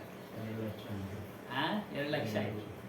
2 ಲಕ್ಷಕ್ಕೆ ಒಬ್ಬೊಬ್ರನ್ನೇ ಲೆಕ್ಕ ಹಾಕ್ಕೊಂಡ್ರು, 100 ಜನಕ್ಕೊಬ್ರು ಲೆಕ್ಕ ಹಾಕ್ಕೊಂಡ್ರು ಆಗ್ತಾ ಇಲ್ಲ ಅಲ್ಲಲ್ಲ. ಅದಕ್ಕೆ ಬಿರ್ಲೇಕು ಯಾರೋ ಒಬ್ರು ಇರಲಿ. ಹಾಗಾಗಿ ಸತ್ಕರ್ಮ ಮಾಡಿದ್ರೆ ನಾವೆಲ್ಲರೂ ಸೇರ್ತಾ ಇದ್ದೀವಿ, ಸತ್ಸಂಗ ಕೇಳ್ತಾ ಇದ್ದೀವಿ, ನೀವು ಪ್ರಶ್ನೆಗಳು ಕೇಳ್ತಾ ಇದ್ದಾರೆ, ಅವ್ರು ನಾವು ಉತ್ತರ ಹೇಳ್ತಾ ಇದ್ದೀವಿ, ಇವ್ರು ಹೇಳ್ತಾರೆ, ಅವ್ರು ಹೇಳ್ತಾರೆ, ಎಲ್ಲರೂ ಹೇಳ್ತಾರೆ. ಒಂದು ಉದಾಹರಣೆ ಕೊಡ್ತಾರೆ. ಬುದ್ಧನ ಹತ್ರ ಒಬ್ಬನು ಬಂದಂತೆ, ನಮಸ್ಕಾರ ಮಾಡ್ದ, ಕುಳಿತುಕೊಂಡ, ಸತ್ಸಂಗ ಕೇಳ್ದ, ಎಲ್ಲರೂ ಹೊರಟೋದು. ಕೊನೆಗೆ ಅವನು ಕೇಳ್ದ, ನನಗೆ ಇಚ್ಛೆನೇ ಇಲ್ಲ, ನಾನು ಹೆಂಗೆ ಬಂದೆ ಇಲ್ಲಿಗೆ, ನಾನು ಇಲ್ಲಿ ಕೂತ್ಕೊಳ್ಳೋದು, ನಿನಗೆ ನಮಸ್ಕಾರ ಮಾಡಿದೆ, ನಾನು ಇಲ್ಲಿ ಕೂತ್ಕೊಂಡೆ ಅಂತ. ಅದಕ್ಕೆ ಬುದ್ಧನು ಅವನು ದಿವ್ಯ ದೃಷ್ಟಿಯಿಂದ ನೋಡಿ ಆತನ ಪೂರ್ವ ಜನ್ಮದ ವೃತ್ತಾಂತವನ್ನು ತಿಳ್ಕೊಳ್ತಾನೆ. ಏನು, ನೀನು ಹಿಂದೆ ಆನೆ ಆಗಿದ್ದೆ, ಕಾಡಿಗೆ ಬೆಂಕಿ ಎತ್ಕೊಂಡ್ಬಿಡ್ತು, ಎಲ್ಲ ಪಶು ಪಕ್ಷಿಗಳು, ನೀನು ಸಹ ಓಡಿ ಓಡಿ ದೂರ ಬಂದೆ. ದೂರ ಬಂದ ಬಳಿಕ ಒಂದು ಕಡೆ ನಿಂತ್ಕೊಂಡೆ, ನೀನು ಒಂದು ಕಡೆ ನಿಂತ್ಕೊಂಡೆ, ಕಾಲುಗಳೆಲ್ಲ ಬಹಳ ನೋವಿಂದ ಕೂಡಿತ್ತು. ಹಾಗೇನು ಮಾಡಿದೆ, ನೀನು ಒಂದು ಕಾಲು ನೆತ್ತಿ ವಿಶ್ರಾಮ ಕೊಟ್ಟೆ, ಒಂದು ಕಾಲಿಗೆ ಸ್ವಲ್ಪ, ಒಂದು ಕಾಲ ಮೇಲೆ ನಿಂತ್ಕೊಂಡು ಆಗ ಏನು ಮಾಡಿತು, ಬೆಂಕಿಯಿಂದ ಓಡ್ ಬಂದಲ್ಲ, ಅದರಲ್ಲಿ ಒಂದು ಮಲ ಬಂದು ನಿನ್ನ ಕಾಲು ಕೆಳಗಡೆ, ಎತ್ತಿದ ಕಾಲು ಕಡೆ ಕೆಳಗಡೆ ಕುಳಿತುಕೊಂಡ್ಬಿಡ್ತು, ನಿಂತ್ಕೊಂಡ್ಬಿಡ್ತು ಅದು ಸಹ. ಆಗ ನೀನು ನೋಡಿದೆ, ಕಾಲೇನಾದ್ರು ಕೆಳಗೆ ಇಟ್ಟರೆ ಮೊಲ ಆದ ಪ್ರಾಣಿ ಸತ್ತೋಗುತ್ತೆ ಅಂತೇಳಿ ನೀನು ಹಾಗೇ ನಿಂತು ನಿದ್ರಾಣಗೊಂಡು ನೀನು ಸತ್ತೋದೆ. ನೋಡಿ, ಅದೊಂದು ಸತ್ಕರ್ಮ. ಒಂದು ಪ್ರಾಣಿಯ ಜೀವವನ್ನು ಉಳಿಸ್ದೆ, ಅದರ ಪರಿಣಾಮ ನೀನು ಇಲ್ಲಿಗೆ ಬಂದಿದ್ಯಾವ, ಅದರ ಪರಿಣಾಮದಿಂದ ನೀನು ಇಲ್ಲಿಗೆ ಬಂದಿದ್ಯಾ. ನಿನಗೆ ಇಚ್ಛೆ ಇಲ್ಲದೇ ನಾನು ಅದು ಹೇಳ್ಕೊಂಬಂದ್ಬಿಟ್ಟಿದ್ದೆ. ಹಾಗಾಗಿ ನಾವು ಸತ್ಕರ್ಮ ಮಾಡಿದ್ರೆ ಖಂಡಿತವಾಗ್ಲೂ ನಮ್ಗೆಲ್ಲರೂ ಒಂದು ಕಡೆ ಇಂಥ ಒಂದು ಸತ್ಸಂಗ ಕೇಳೋಕ್ಕೆ ಅವಕಾಶ ಸಿಗುತ್ತೆ. ತಂದೆ ತಾಯಿಗಳ ಪೂಜೆ ಮಾಡೋದು ಒಂದು ದೊಡ್ಡ ಸತ್ಕರ್ಮ ನೋಡಿ. ನಿಜವಾಗ್ಲೂ ಒಂದು ವಿದ್ಯಾಸಂಸ್ಥೆ ಜಾಹೀರಾತು ಕೊಟ್ಟಿತ್ತು. ಅವ್ರೇನು ಮಾಡ್ತಾರೆ ಅಂದರೆ, ಅವ್ರ ಮುಖ್ಯಸ್ಥರು ತಂದೆ ತಾಯಿಗಳ ಪೂಜೆ ಮಾಡದೆ ಯಾವುದೇ ಕೆಲಸ ಮಾಡ್ತಾ ಇರಲಿಲ್ಲಂತೆ. ಯಾವುದೇ ಹೊಸ ಕೆಲಸ ಮಾಡಬೇಕಾದ್ರೂ ತಂದೆ ತಾಯಿಗಳ ಪೂಜೆ ಮಾಡಿ ಅವರ ಆಶೀರ್ವಾದ ಪಡ್ಕೊಂಡು ಆ ಕೆಲಸಕ್ಕೆ ಶಂಕುಸ್ಥಾಪನೆ. ಯಾವುದೇ ಒಂದು ಕೆಲಸ ಹೊಸದಾಗಿ ಪ್ರಾರಂಭ ಮಾಡಿ ಎಷ್ಟು ಉನ್ನತ ಮಟ್ಟಕ್ಕೆ ಅವರು ಬಂದಿದ್ರು ಅಂದರೆ ಅದನ್ನೇ ಎಲ್ಲ ಆಗಿದ್ದು ನಮ್ಮ ತಂದೆ ತಾಯಿಗಳ ಸೇವೆಯಿಂದ ಅಂತ ನೋಡಿ. ಅದು ಒಂದು ಸತ್ಕರ್ಮವೇ. ಹಾಗಾಗಿ ತಂದೆ ತಾಯಿಗಳು ಸೇವೆ ಮಾಡಬೇಕು, ಸದ್ಗುರುಗಳು ಸೇವೆನೇ ಮಾಡಬೇಕು. ಸದ್ಗುರು ಸೇವೆ ಮಾಡಿದ್ರೆ ನಮಗೆ ಬಿಡುಗಡೆ.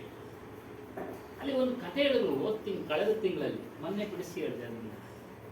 ಧರ್ಮವಿಹಾದ ಒಬ್ಬ ಋಷಿ ತಪಸ್ಸು ಮಾಡ್ತಾನೆ, ಕೌಶಿಕ ಮುನಿ. ತಪಸ್ಸು ಮಾಡ್ತಾ ಇರ್ಬೇಕಾದ್ರೆ ಅವನ ತಲೆ ಮೇಲೆ ಮಲ ವಿಸರ್ಜನೆ ಮಾಡುತ್ತೆ. ಇವರು ಕಣ್ಬಿಟ್ಟು ನೋಡಿದ್ರೆ ಅದು ಸುಟ್ಟೋಯ್ತು.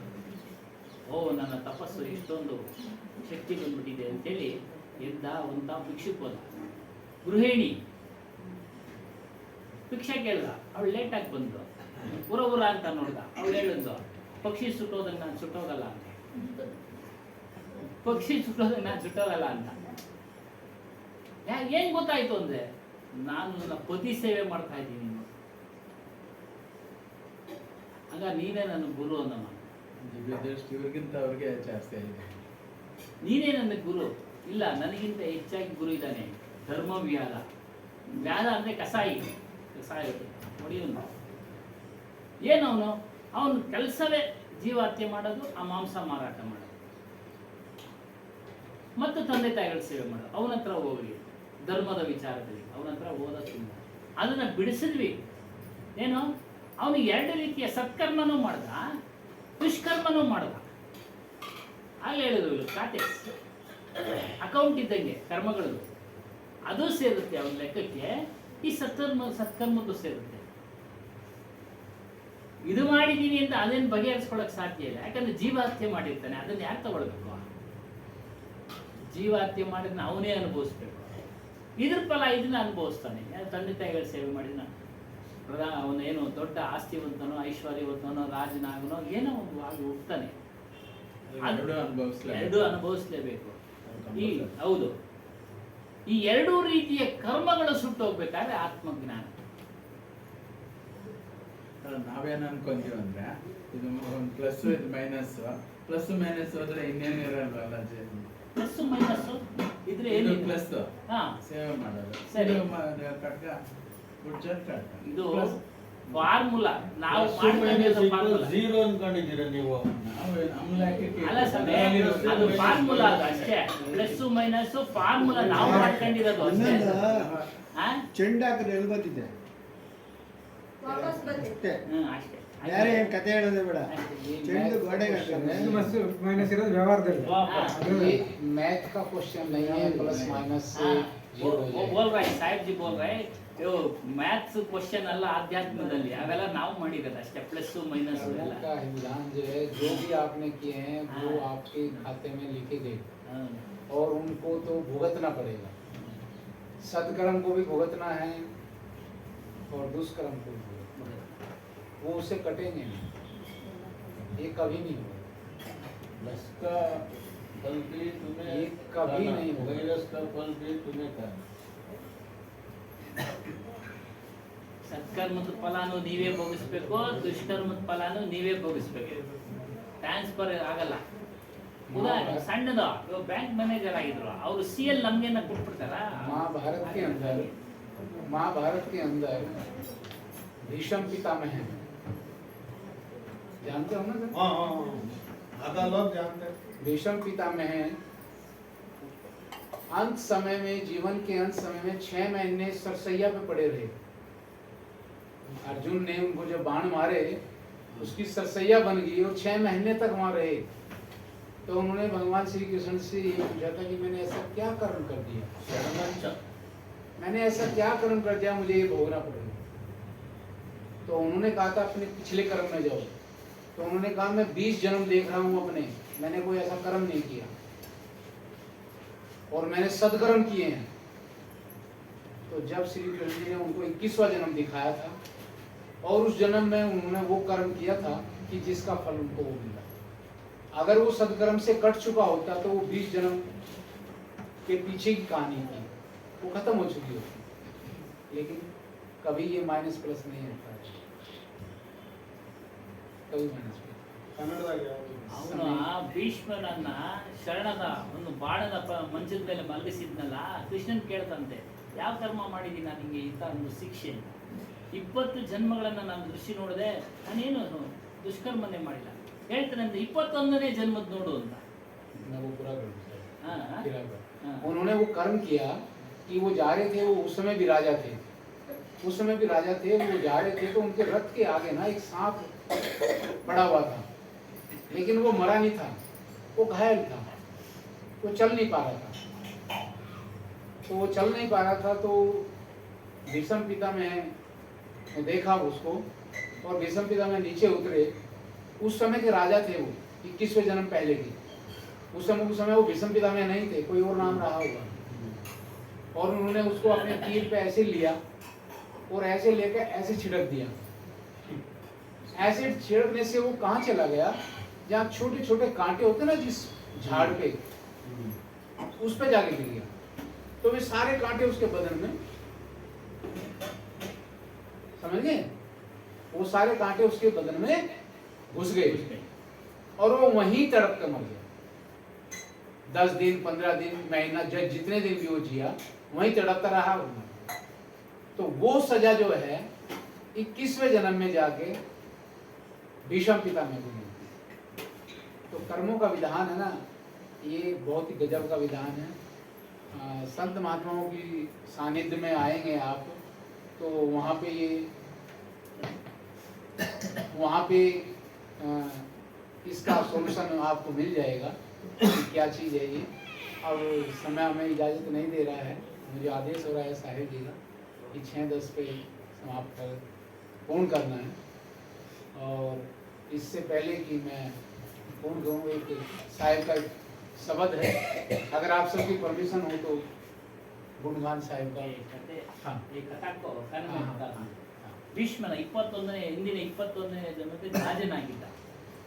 ಅವನ ರಥದ ಚಕ್ರಕ್ಕೆ ಒಂದು ಸರ್ಪ ಸಿಕ್ಕಾಕೊಂಡು ಅದು ಸಾಯಿಲ್ಲ, ಅರ್ಧಂಬರ್ಧ ಜೀವ ಆಗಿತ್ತು. ನೋಡ್ದ ಇಲ್ಲಿ ಸುಮ್ಮನೆ ಹೋಗಿದ್ದೇನೋ ಆಗಿತ್ತೇನೋ ಅಂತ. ಆದರೆ ಅದನ್ನ ತಿರ್ಗಾ ರಥದಿಂದ ಹಿಡಿದುಬಿಟ್ಟು ಅದನ್ನ ಬಾಣದಿಂದ ತೆಗೆದುಕೊಂಡು ಎಸ್ತ. ಅದು ಅವರಿಗೆ ಮುಳ್ಳಿನ ಗಿಡಗಳ ಮೇಲೆ ಬಿದ್ದೋಯ್ತು. ಮುಳ್ಳಿನ ಗಿಡಗಳ ಮೇಲೆ ಬಿದ್ದೋಯ್ತು. ಆ ಮುಳ್ಳೆಲ್ಲ ಸರ್ಪಕ್ಕೆ ಚುಚ್ಕೊಂಡ್ಬಿಡ್ತು, ಮೈಯೆಲ್ಲ ಚುಚ್ಕೊಂಡು ಕೆಲವು ದಿನಗಳ ಇತ್ತು. ಅದೇ ರೀತಿಯಾಗಿ ಅದೇ ಇವನು ಮುಳ್ಳಿನ ಒಂದು ಇದ್ರ ಮೇಲೆ ಮಲಗಿ ಆ ಒಂದು ಕರ್ಮದ ಫಲವನ್ನು ಭೋಗಿಸುವಂತಾಯ್ತು ಅಂತ ಕರ್ಮದ ವಿಚಾರ ಹೇಳ್ತಾ ಇದ್ದಾರೆ.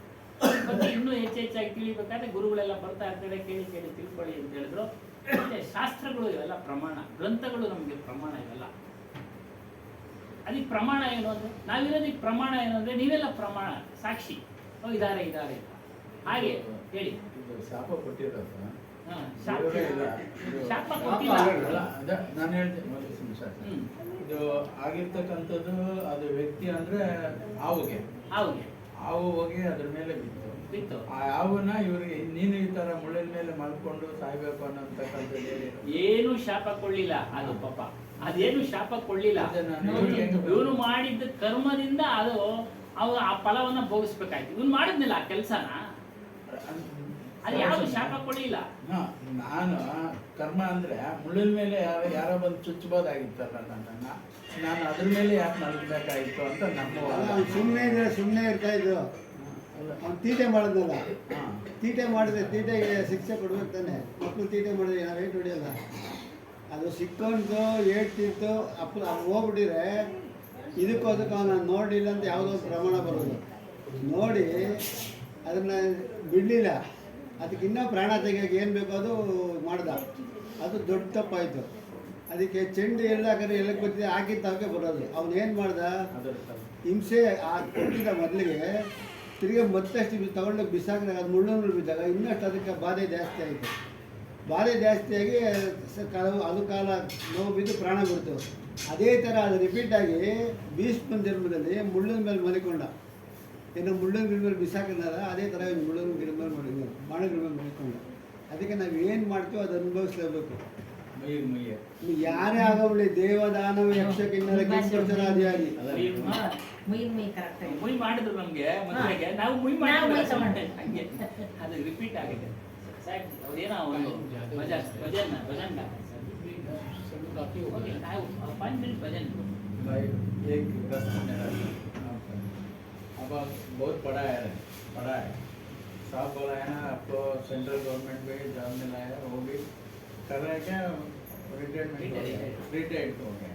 नहीं, मैं बीआरएस ले लिया, छोड़ दिया। इतना पोस्ट रहने तो भैया तुम आप आराम से रह सकता, सब लोग इतना पोस्ट रहने तो आराम से रहता. Why you have turned this point here? Where is the turning point to this spiritual knowledge actually? आपको कहाँ से ऐसा आराम से रख सकता ना? हम रहने तो ऐसा हमें पी के पा के ढोल बजा के रहने वाला हम लोग, फिर तुम्हें उतना रहने तो भी इसको ज्यादा कोशिश क्यों कर रहा है? वो पुण्य है। मेरा प्रश्न सही है, सब लोग का डाउट रहता है. गुरुजी ऐसा ना, वो भी होश रहने तो भी आराम से गुजारा कर. आपकी जैसा आपका आचरण होगा, व्यवहार होगा, उसी तरफ आप चल जाएंगे. वही आपके कर्म आपको उस तरफ ले जाएंगे. आप मजबूर होंगे जाने के लिए. अगर मैं किसी बैड हैबिट में चला गया हूँ तो मैं कितना भी अपने आप को रोकूं, मैं उधर जाऊंगा नहीं. मेरा मन जो है वो इतना प्रबल होगा कि मुझे उस बैड हैबिट में धकेल देगा बाय फोर्स. तो ये हमारे नहीं, हमारी जो प्रकृति बन चुकी है वो प्रकृति हमें उधर ले जाती है.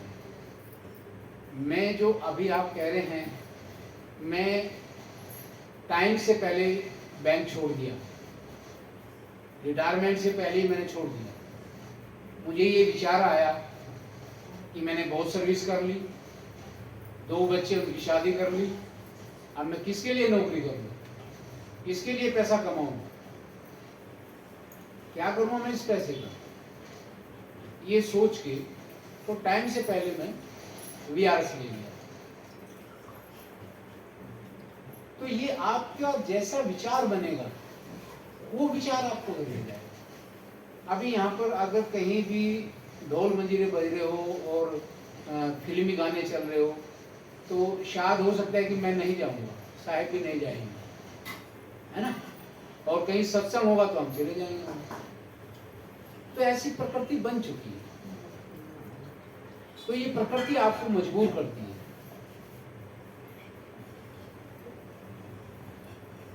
इसमें मेरा कोई ऐसा कोई मुझे वो नहीं है कि मुझे कोई ऐसा सांसारिक कोई बेनिफिट हो। सांसारिक कोई मुझे बेनिफिट नहीं है कि मैं यहाँ भी आया, अभी भी मैं आराम से बेंगलोर में रह सकता था, लेकिन मुझे साहिब जी ने बताया, जगन्नाथ जी ने, कि ऐसे ऐसे हैं साहिब जी, वहाँ जाएंगे और हर वीकली जाते हैं वहाँ पर। तो हमने इच्छा जाहिर की कि फ़ोन करो साहिब जी को, हमें भी ले चले और हम भी देखना चाहेंगे, आश्रम को देखना चाहेंगे, वहाँ उन लोगों से मिलना चाहेंगे जो सत्संग में आते हैं। तो ये हमारा अहोभाग होगा, सबके दर्शन होंगे हमें, हैं? तो आपके दर्शन मात्र में आ गए यहाँ पर। मुझे वो वे जो चीज़ है वो उठा के लिए यहाँ पर जो मिला है, मुझे खाने के लिए उठा, माता जी ने बनाया, वो मुझे उठा लाया यहाँ पर।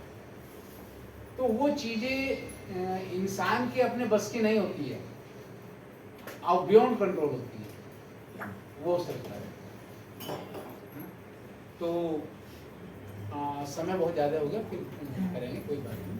नहीं कोई अभी क्या भजन भाई बोले, भजन भजन क्या बोले ಸ್ವಾಮೀಜಿ ಎಲ್ಲ ಅರ್ಥ ಆಯ್ತಾ? ಇವ್ರೇನ್ ಕೇಳಿದ್ರು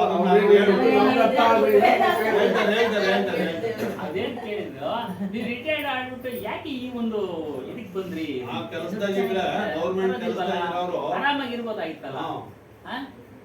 ರಿಟೈರ್ಮೆಂಟ್ ಆದ್ರೆ ಒಳ್ಳೆ ಪೆನ್ಷನ್ ಬರುತ್ತೆ, ಒಳ್ಳೆ ದುಡ್ಡು, ಆರಾಮಾಗಿ ಇರ್ಬೋದಾಯ್ತಲ್ಲ, ಮಸ್ತು ಮಜಿ ಮೋಜ್ ಮಾಡ್ಕೊಂಡು ಅಂತ. ಅದಕ್ಕೆ ಅವ್ರು ಹೇಳಿದ್ರು, ನಮ್ಮ ಒಂದು ಸಂಸ್ಕಾರ ಅಭ್ಯಾಸ, ನಾವು ಏನೇನು ಅಭ್ಯಾಸ ಮಾಡ್ಕೊಂಡು ಬಂದ್ವೋ ಅದನ್ನ ನಮ್ಮನ್ನ ಎಳ್ಕೊಂಡು ಬರ್ತಾ ಇದೆ, ನಮ್ಮನ್ನ ಎಳ್ಕೊಂಡು ಬರ್ತಾ ಇದೆ. ಕೃಷ್ಣ ಅರ್ಜುನ ಒಂದು ಕಡೆ ಕೇಳ್ತಾನೆ, ಮನಸ್ಸನ್ನ ನಿಲ್ಸಕ್ ಆಗ್ತಾ ಇಲ್ಲ. ಅರ್ಜುನ ಹೇಳ್ತಾನೆ, ಅಭ್ಯಾಸ ಮಾಡಯ್ಯ ಮನಸ್ಸನ್ನು ನಿಲ್ಸ. ಹಂಗೆ ಅವರು ಅಭ್ಯಾಸ ಮಾಡ್ಕೊಂಬಂದ್ರು. ಚಿಕ್ಕಂದಿನಿಂದಲೂ ಒಂದು ಸತ್ಸಂಗ ಕೇಳೋ ಅಭ್ಯಾಸ ಮಾಡ್ಕೊಂಬಂದ್ರು.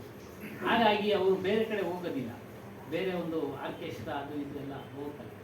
ಸತ್ಸಂಗ ಎಲ್ಲಿ ನಡೀತಾ ಇದೆ ಅವ್ರಿಗೆ ಆಕರ್ಷಣೆ. ನಮಗೂ ಅಷ್ಟೇ, ರಾಮಕೃಷ್ಣ ಆಶ್ರಮದಲ್ಲಿ ಪುಸ್ತಕ ಮೇಳ ಹಾಕಿದ್ದಾರೆ, ಪುಸ್ತಕ ಮೇಳ.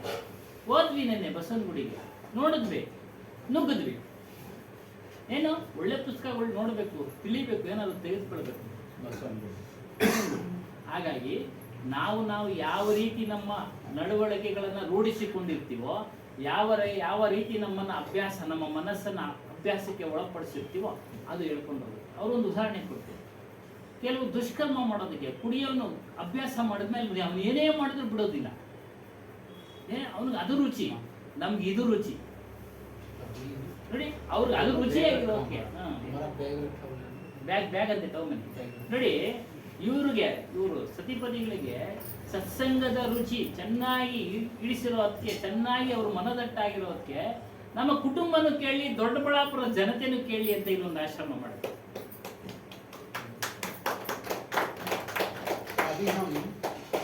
अभी हम 15 दिन ಇಲ್ಲಿಗೆ ಬಂದಿದೆ 15 दिन पूना में थे।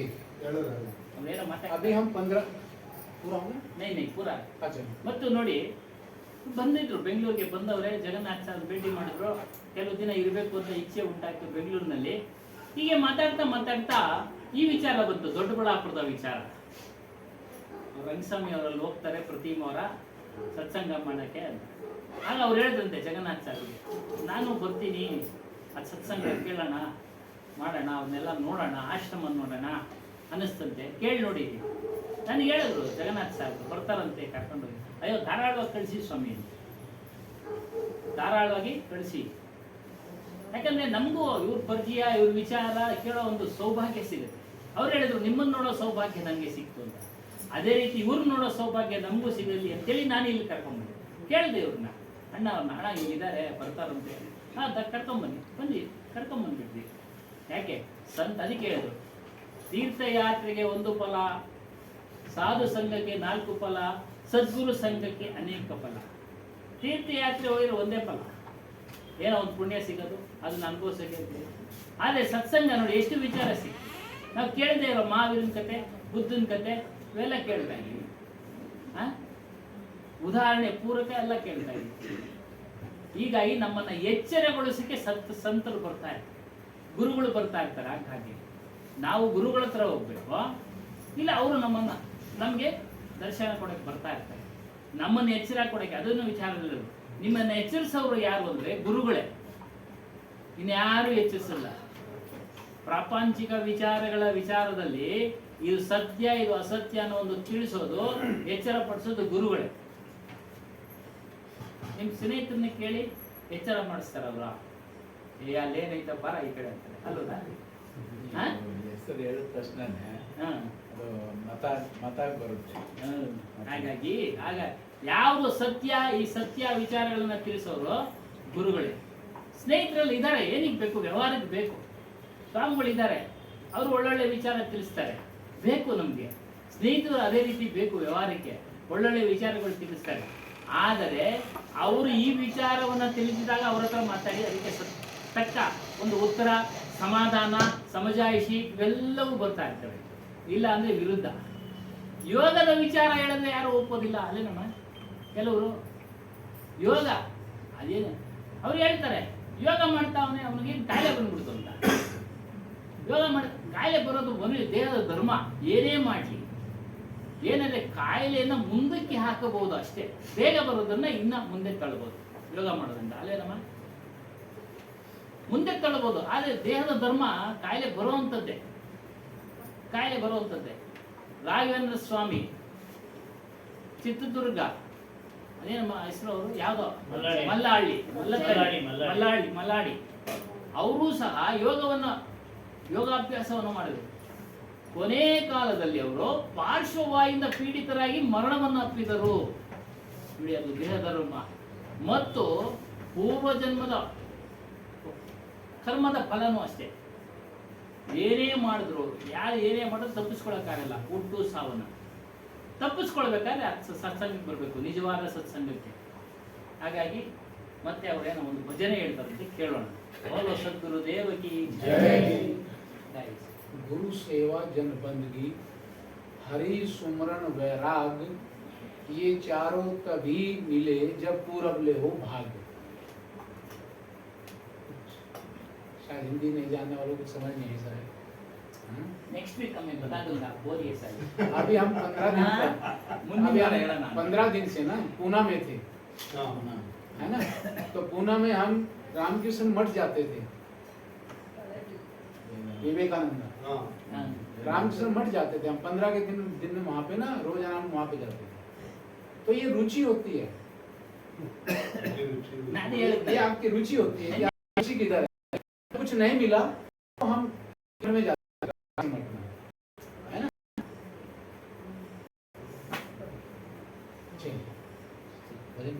भजन आपको इच्छा है तो भजन कर लीजिए। नहीं नहीं अच्छा, अब जैसा आप आदेश करें वैसा। ये नहीं ಪಬ್ಲಿಕ್ ಮಾಡಿದ್ನ ಏನು ಭಜನೆ ಹೇಳ್ಸನ ವಿಚಾರನೆ ಹೇಳಿ और ज्यादा 5 मिनट्स बोलिए विचार प्रवचन बोलिए भजन ही नहीं बेटा, भजन गाइए सर, भजन ही भजन।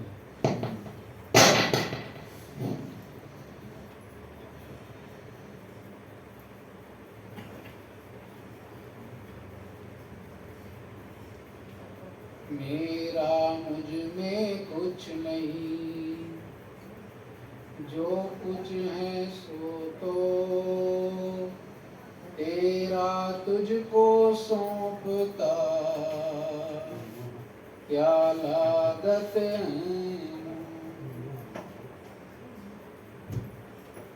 आप भी बात गाएंगे,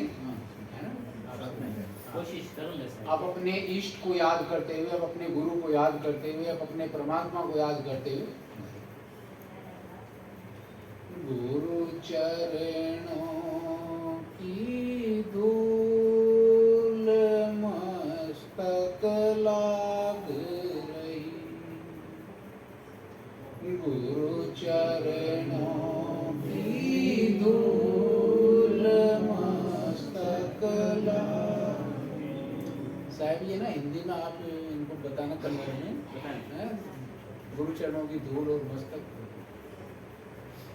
गुरु चरणों की धूल मस्तक लाग रही, जब ये धूल चढ़ी मस्तक पर, जब ये धूल चढ़ी मस्तक पर, दुविधा हो गई दूर, मस्तक लाग रही गुरु चरणों की धूल, मस्तक लाग। यह संसार विघन की घाटी, यह संसार विघन की घाटी, विघन की घाटी, जो निकले सो सूर, मस्तक लाग रही गुरु चरणों की धूल, मस्तक लाग। इंगला पिंगला ध्यान धरत है, इंगला पिंगला ध्यान धरत, ध्यान धरत है, सुरती पहुँचे दूर, मस्तक लाग रही गुरु चरणों की धूल, मस्तक लाग रही। राम भगति गुरु रामानंद लाए, राम भगति गुरु रामानंद लाए, गुरु रामानंद लाए, करी कबीर भरपूर, मस्तक लाग रही करी कबीर भरपूर, मस्तक लाग। गुरु चरणों की धूल, मस्तक लाग, गुरु चरणों की धूल, मस्तक लाग। बोलो सदगुरु कबीर साहिब की जय, धनी धर्मदास साहिब जय, काशी लहरतारा धाम जय, श्री हजूर साहिब जय, सारु सकल संत महंतों की जय, सभी के गुरुदेव की जय, सभी के माता पिता की जय, आज के आनंद की जय। सारे बंधु सबके पांव चरणों में मेरे बंधु स्वीकार हो। वो लिख के दे देता है हिंदी में, अभी भजन में है ना, हाँ, हाँ। हिंदी लिख के देता है, मैं बाद में अच्छा नेक्स्ट वीक के बोलूँगा। अच्छा बोलो सब अब मैं बोल हैप्पी जी आगे तक मैं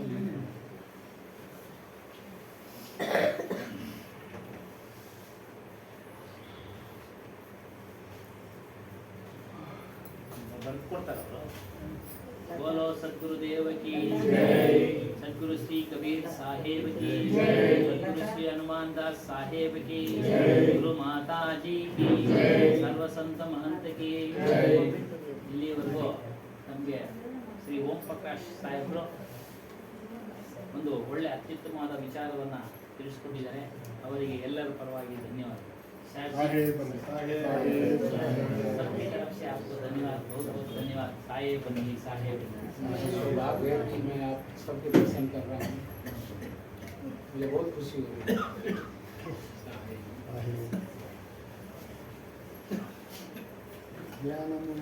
गुरुर्मूर्ति पूजा मूलं गुरुर्पादं मंत्रमूलं गुरुर्वाक्यं मोक्षमूलं गुरुर्कृपा गुरुदेवो गुरुवदनो गुरुदीक्षा परं तपः गुरु परतरं नास्ति नास्ति सत्त्वं गुरु साहेब वंदनीय गुरुदेव तुमको वंदनीय गुरुदेव काल जाल के पंथा पारी परगलायो